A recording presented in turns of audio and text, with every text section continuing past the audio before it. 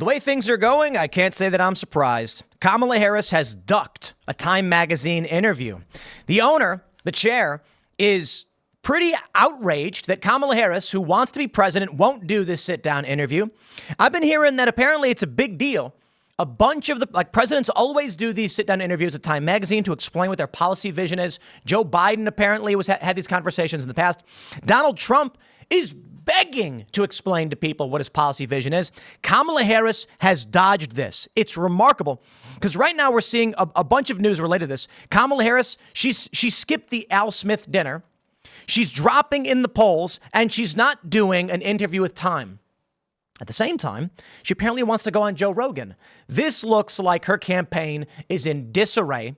There's no consensus on what she should be doing or not. I got to tell you, my friends, the way I see this, it is the Kamala campaign plane in a tailspin, and they can't pull out of it.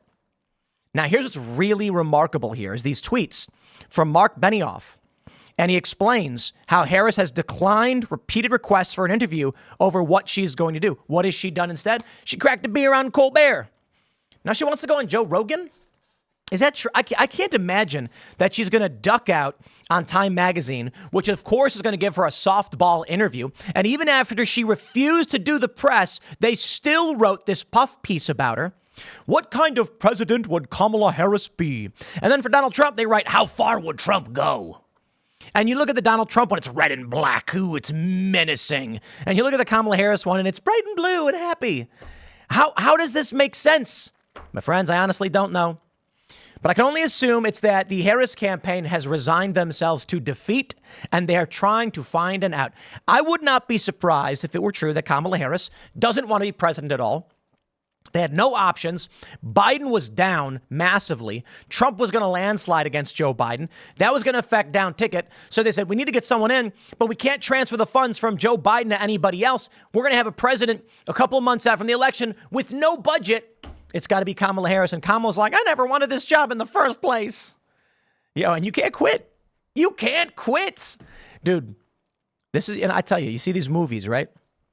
And the mob comes to you and they're like, we got a job for you. And you got to do a little job. And then you agree to it. And all of a sudden you're in forever. You can't leave because now you're in. That's what happens to Kamala Harris. She can't quit this. If she leaves, the Democratic Party falls in disarray. What happens? So I'd be willing to bet she just doesn't want the job. But there is no I quit. Resignations only come when there's a quick replacement and there's some kind of public, I guess, pressure campaign that results in someone saying you should resign. And then you say, okay, oh, geez, well, I better resign. I don't think Kamala Harris wants to be the president. And I think she's trapped. The Post Millennial says Time magazine owner Mark Benioff has slammed Democratic presidential candidate Kamala Harris for refusing interview requests with his media outlet. The magazine that was once a powerhouse of influential journalism under Henry Luce, is that Luce? How do you pronounce that one? Even publishing a flattering cover of Harris when she was pronounced the Democratic nominee. Despite multiple requests, Time has not been granted an interview with Kamala Harris, unlike every other presidential candidate, Benioff said.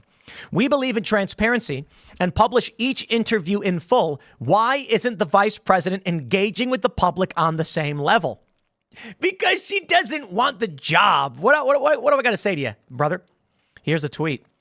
Harris declined repeated requests for an interview for this story. In contrast, Trump talked about his policy vision with a Time reporter for 90 minutes across 2 interviews. Biden spoke to Time at similar length before dropping out of the race. Harris don't want to be here. She wants to go home. They're going to say Time magazine published an online article Friday about Harris, but it lacked any of the vice president's observations about life and politics. When she does do interviews, she mostly favors local media, culture podcasts, or friendly talk shows, Time journalist Charlotte wrote in a story, all the while reminding readers that Harris had avoided doing the interview. While eschewing serious news interviews, especially when done alone, Harris has agreed to do an interview with Fox News host Brett Baer on Wednesday, but she is usually more at home on The View, the raunchy Call Her Daddy podcast, Howard Stern. Look, I know maybe it's a bit hyperbolic, and it's not so fair to say that Kamala Harris doesn't want the job. I think it's more that she's incompetent. Her campaign staff have no idea what's going on, and they ain't going to be able to figure this one out. It's a sad reality, I must say. But for Democrats, for the rest of us, I must say, we're having a good time watching the downward spiral. Her polls are tanking. She skipped the Al Smith dinner. This one matters, okay? You may be saying, Tim, this is old news from several weeks ago. It's because the last person to skip the Al Smith dinner was Mondale. And Mondale lost to a 49-state landslide. I do not know that that's going to happen this time around, but holy smokes, what if? NBC News, take us home. NBC polling analyst says Kamala Harris' 5-point advantage in previous poll is gone. As Harris's numbers falter, Kornacki said Trump's popularity is arguably higher now than when he was president. You know, I remember I had a meeting with some Columbia journalism professors about 12 years ago. I'm doing this field reporting, live stream, social media, tech, all this stuff. And I was told, she said, Tim, you have the unfortunate privilege of being ahead of the market. The things you do, nobody has adapted for and nobody wants to buy. But maybe in 10 years they will. Yeah, fascinating. Because I remember everything I'm doing now and everything we see dominating YouTube with these, hosted podcasts, I told Vice to do. But they didn't want to do it. They didn't want to do it. The reason I bring that up is what we are seeing now with the shifting media landscape and all of how the media is being portrayed, the influence that's being built. This is reshaping our culture for the better. It took only a certain amount of time. Joe Rogan started doing his podcast in the early 2010s, and we online loved it, but the media ignored it. Now they are begging him for space. And in the meantime, those that try and chase after the corporate press and the decaying machine are losing out. Now, don't get me wrong. TikTok's coming in. Instagram's coming in. I think it's entirely possible that things will change for everybody. But right now, what matters is the Harris campaign has no idea how to adapt to this media landscape. Donald Trump just goes on and does everything. And then Bill Maher and all the rest of them are just lying about everything. They don't know what to do. Bill, buddy, I know you're scared to come on the show. I know you're scared to have me on the show. That's fine. It is really fascinating, right? The people that they tend to have on these liberal podcasts are going to be straight-laced, run-of-the-mill conservatives who are going to give those talking points. But I think, I got to say, a lot of these people learned their lesson, or they learned an important lesson, when they saw the Joe Rogan podcast that I was on with Jai Gotti and Jack Dorsey. I'm not going to play these games. I'm not going to sit here and say Trump's a perfect guy. I'm going to agree with you, and then I'm demand you back up your claims. They can't handle this stuff. They cannot do it. Bill Maher said in his show that Donald Trump lied, claiming that Kamala Harris going on CBS was illegal and she should quit the race and go to jail for it. That's not what Trump said. Trump said the collusion between the Kamala campaign and the media to create a favorably edited content after she was being smeared in the press for her answers should be illegal. Collusion from a media outlet with a broadcast license to promote a candidate. That's unfair gifts to a campaign. That's what Trump said. But they lie. But it don't matter no more. So when Kamala Harris can't figure out what to do or how to do it, this is what you get.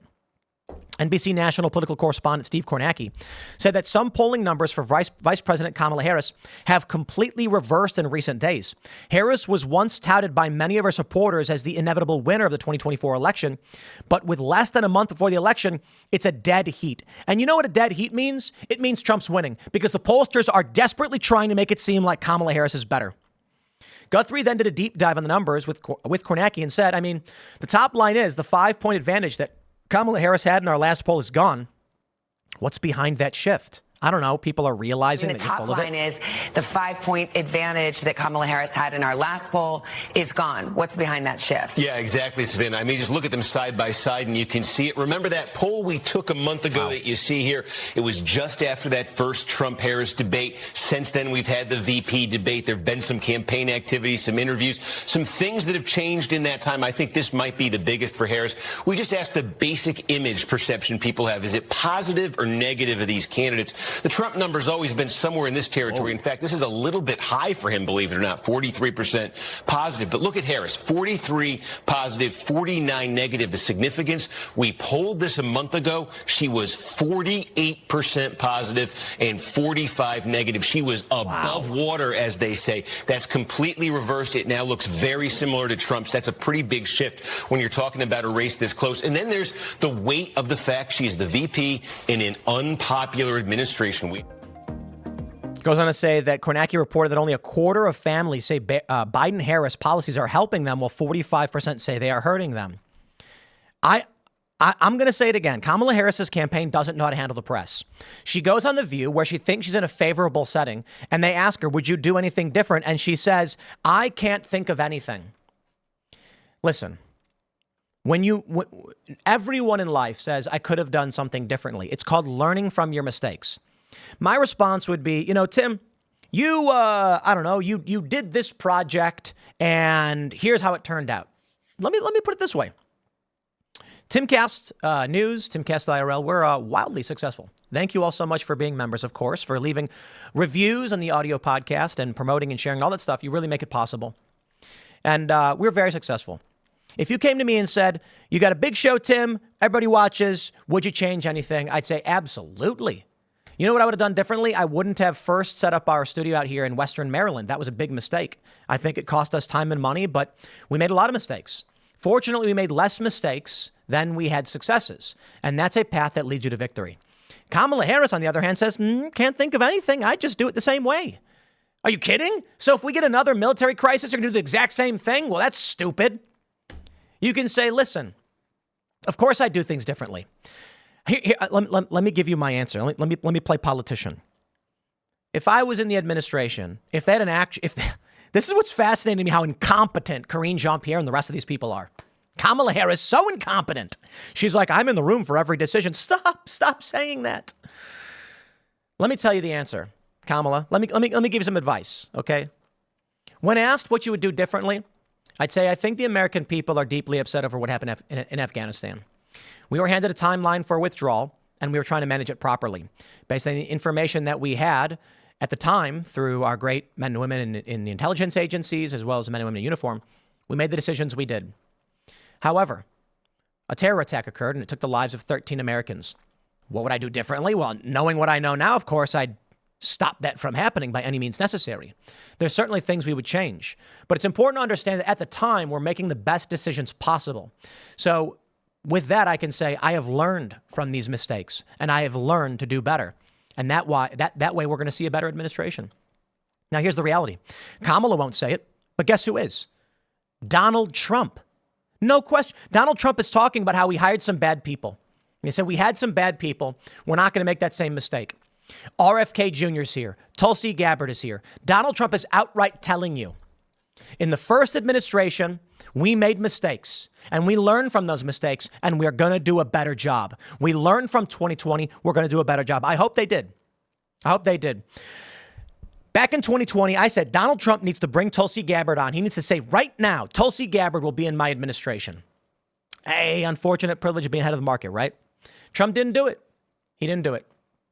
I don't know that he could have won. I don't know. A lot of people like to say shadow campaign, and maybe the shadow campaign plays a role this time around. But Donald Trump had an opportunity. He's taking that opportunity now. Here's the thing. I don't know that Donald Trump actually needs to do anything differently at this point. He can just come back and be like, I'm not Kamala. The Harris campaign, the Harris-Biden administration has led this country to stagnation, to a decrease in buying power for the average individual in this country. The economy is not good, and I am sick of them lying about it. And I am pissed off because I know all of you at home know exactly what I'm talking about. The economy is not good. Wages adjusted for inflation are down. That means the buying power of the American people are down. I know because I run a business. You know because you got to buy groceries for your family. You know, people try to play this game. They're like, oh, please. You know, we talk about how celebrities probably don't know what a gallon of milk costs. I'll tell you this. I don't drink milk. That's why I don't know what a gallon of milk costs. But I do drink coconut milk, and I can tell you what that costs, like $4.99. And I drink a lot of it. Because I go to the grocery store and I buy coconut milk. It's a Go coconut brand, whatever it is. I don't know. It's awesome, by the way. And I make protein shakes with coconut milk. And I use Jocko protein. It's the best stuff. And I eat chicken wings, and I can tell you how much those wings cost. And they're getting expensive, though they're not that expensive, but they get expensive. But you guys are buying groceries. You know the costs. And I'll say this. These Hollywood celebrities who are super liberal and supporting Kamala, who are pushing the lies that the economy is doing well, these people know that it's, well, I should say it this way. They know they're detached, and they don't care. And then people try to claim, oh, yeah, well, Tim, you're well off. You're wealthy. You know, you don't know what you're talking about. Dude, I run a business. There are wealthy individuals running businesses. This is why they're supporting Donald Trump. Not every single one is. But I got to tell you, when I got to buy snacks, okay, we have guests. We have staff. That means we need water. We need drinks. I drink a lot. I got a mango orange spindrift this morning. You see, we drink a lot of these because we want healthy options. We don't want poisoned garbage. It's bad enough they put plastic lining all the cans. When you buy the metal cans, there's actually plastic liner in there. But I know the cost of these things. I know that when we want to have chips, drinks, popcorn, whatever, because people are hanging out, coffee machine, all that stuff, I see those costs, and those costs go up. And it's tough for us running a business. Hey, we got a coffee company, castbrew.com. Check it out. But we can see the costs. When the costs go up for them, they go up for us, and then we have to make a decision. Let me tell you where it gets real tough. We run all of this, Timcast, off of our memberships at timcast.com. You become a member at the website, you make all of this run. I tell everybody this. It's the morning show is self-sustaining. I can do this show, and we don't do very many ad reads, if any at all. And then basically through YouTube, it's enough to support me, my salary. Everything else that you do, all the sponsors we do, is to help make this company exist and Timcast IRL. And so when we see our costs go up, when our employees see the costs go up, and they need money to pay their bills, I see all of it slamming us in the face. And what do? There's nothing you can do. Do we increase membership? Well, if you increase the cost of membership, then people don't become members because they can't afford groceries either. I tell you this right now. Biden and Harris have spiked this economy for the negative, and it's frustrating. It is frustrating as it can get because the media keeps lying, and I'm just so sick of it. I want Donald Trump back, man. I can talk about foreign policy all day, but I got to tell you, 2019, the best year, the best numbers of our lives. Jim Cramer said it. Hey, inverse Cramer, right? But he was right. Unemployment was down. Wages were good. Wages were up. Business was up. Everybody I talked to said, we have been swimming in cash. When we launched Timcast IRL, I went to a Bob's Discount Furniture. And I said, I got to get a table. I got to get chairs because we're setting up a podcast. We need a table. And I ended up spending $5,000 and everything we needed for the first set we ever built. And this lady was smiling, and I said, so what do you think about what's going on and all this stuff? And she said, because we were entering, it was the end of 2019, beginning of 2020. And she's like, I love Trump. She's a black woman, by the way. And she was like, I have never made so much money in my life. We've been doing sales. And I'm like, here's another big sale. And I was like, hey, me too. Like, my business is booming. This has been fantastic. What did Trump do? What did he do? Energy production, peace agreements, all these things many libertarians had been preaching for that were going to make your lives better. And it was far from perfect, but it was good. We had a contractor who came by. He was doing groundwork in our yard, and he said, business has been booming. He's like, we're booked. We got to hire more people. It's fantastic. And I'm like, this is great. And then COVID happens. I don't blame Trump, and I don't blame Biden.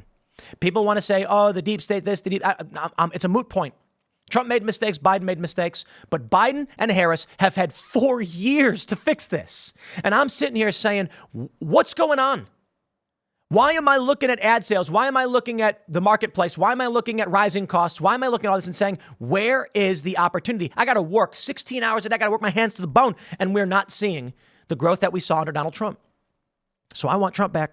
I know you do too. Because milk, bread, and eggs, they were cheaper.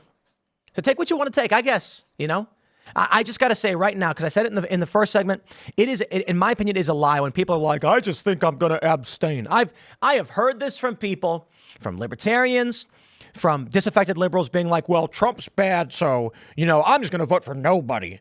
Get out of here, dude. Look, there are a lot of people that want to play the middle of the road. Fine, go ahead, do it. But I'm telling you right now, I'm not going to lie to you. I'm not going to be a hypocrite. I'm going to tell you exactly what I think, okay? I get things wrong sometimes. My positions can change. Maybe I learn new information. Okay, you're going to be able to find clips of me saying one thing 3 months ago, maybe something different today. By all means, tell me about it. And I'll say, yeah, maybe I changed my mind, I guess. Like we all change. We do. And that's why I'm not going to go after people. You make fun of Cenk Uygur for supporting defund the police, and now he's saying it was a bad idea. And it's like, okay, well, he's seen the light. And that happens. People change their minds. They're allowed to. But I got to tell you right now, when people come to me and they say, Kamala Harris is going to lead us into World War III, the economy sucks, the border is imploding, but Donald Trump and Israel, or Donald Trump and naughty words, and Donald Trump's racist, shut up. Dude, you call it not participating in the lesser of two evils, and I say, fine, whatever. Okay, whatever.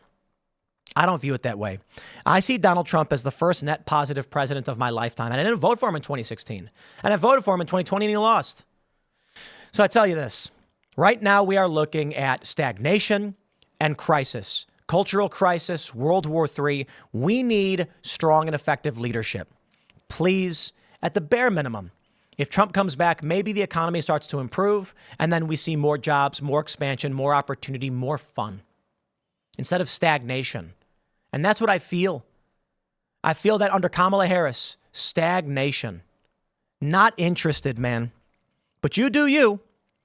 Everybody else who wants to see this change and is wondering why Kamala's spiraling out of control, it's because people are waking up and realizing it. So you better get out. You better vote. You better tell your friends and family to vote. I just flew to Newtown, PA this past week, and I gave a speech, check it out on this channel, where I explained why I'm supporting Donald Trump, at least only in part, 13 minutes. I can go a lot longer than that. Respect for time. They said about 10. I said, okay, I did 13. But I tell you, I can't sit here and just do, talking to the camera. I got to do more. I got to do everything that I possibly can. I have to be the best version of myself. Because anything else it's disgraceful. Now, I don't know what you can do. You got to do what you can do. And maybe that means you talk to your friends. Maybe that means you fly, or maybe it means you knock on doors. I don't know. But I don't think we can afford to sit by this time around. We are knocking on the door of World War III. Joe Biden has quiet quit. We can't do this. Do what you got to do. Smash the like button, subscribe, share the show with everyone you know. Follow me on X and Instagram at Timcast. It's going to be a wild ride. Thanks for hanging out. We'll see you all in the next segment at 4 p.m.